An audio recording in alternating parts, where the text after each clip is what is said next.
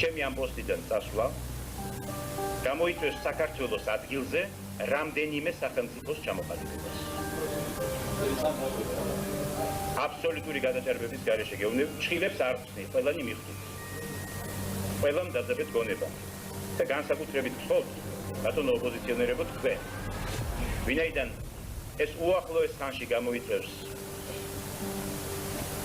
საქართველოს როგორც ასეთის, საქართველოს სახელმწიფო მთლიანობის როგორც ასეთის სრულ დეზინტეგრაციას და დარღვევას, სრულ ანარქიას საქართველოს მთელ ტერიტორიაზე პირველ რიგში თბილისში და მე დაგიხატავ თბილისს.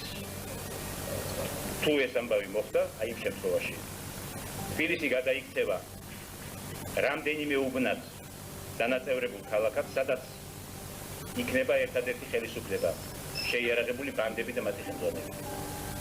ყოველი უბანი იქნება თითო შეიარაღებული ბანდის ხელში და მისი ხელმძღვანელის ხელში. მათ შორის იქნება შეიარაღებული ბრძოლა ძალაუფლებისთვის და ზეგავლენისთვის. იქნება მოსახლეობის არნახული ძარცვა, არნახული დარდევა.